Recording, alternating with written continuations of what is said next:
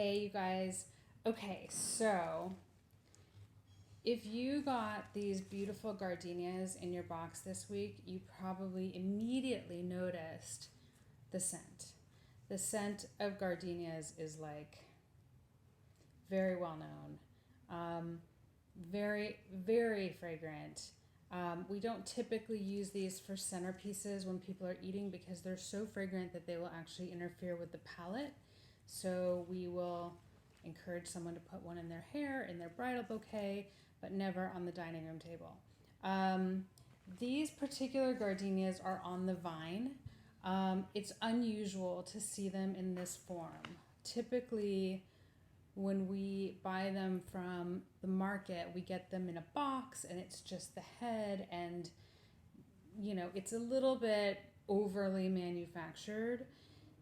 These come from my favorite grower up in Northern California, and they cut them the morning of, ship them to us overnight, and they're in my hands.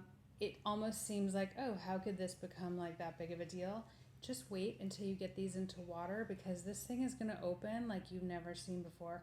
Also, if you're familiar with gardenias, you probably already know that as soon as this bloom hits the open air, they start to turn yellow. That's what they do. That's not a bad flower. It's not unusual. It doesn't mean that it's dead. It's just what they do. But I will say that from this particular grower, you get like twice, 2 to 3 times more life out of these than any other gardenia that I've ever seen. So I'm going to shut up. I'm not going to talk anymore. You have a few of these stems. Just take a tiny little vase from home. If you have like 3 to 5 stems, you could even go smaller than this vase. I have kind of a bigger bunch, so I'm going to use this size vase and just snip the end and stick it in the vase. There's not much more to it. I would only say give them space, because when they do open,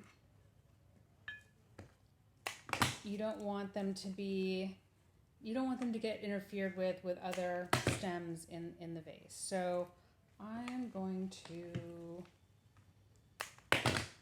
look at that guy has 2 blooms on it. So both of these are going to open, and you want to support both.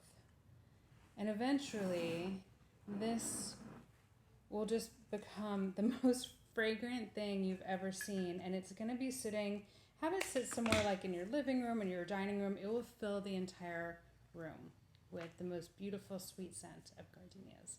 So enjoy these little babies. They really are so special. So enjoy.